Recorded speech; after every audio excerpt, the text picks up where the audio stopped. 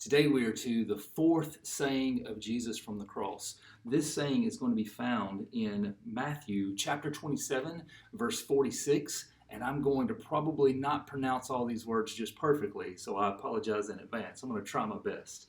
And about the ninth hour, Jesus cried out with a loud voice. Hey, get that. We said Jesus and gravity is taking effect here. Jesus has been hanging on the cross. He presses in on that nail. His battered back is rubbed against that wooden cross.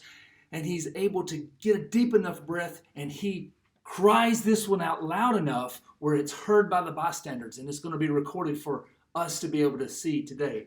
He says, Eli, Eli, lema sabachthani. That is, my God, why have you forsaken me? Matthew 27:46. Why have you forsaken me? So this is a lot of probably deep theology. Let's touch on it really quick. Jesus is hanging on the cross and he is crying out to God, and he wants us to hear what's valuable, what's important to him.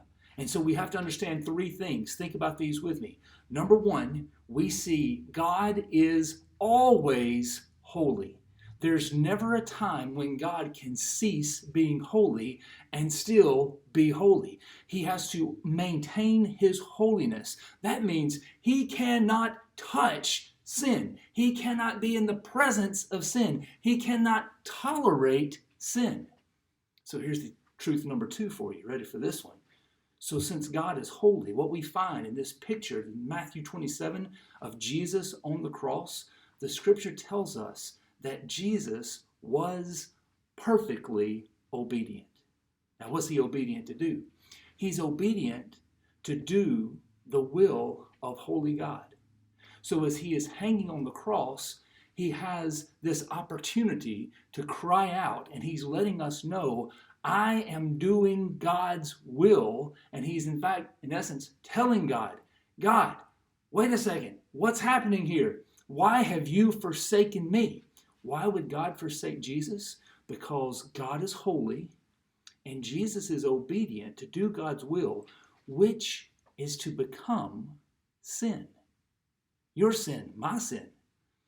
And so the wrath of God, the anger that his holiness produces towards sin, is now poured out on Jesus. And so as this wrath is poured out on Jesus, Jesus is perfectly obedient and submissive to receive what you deserve.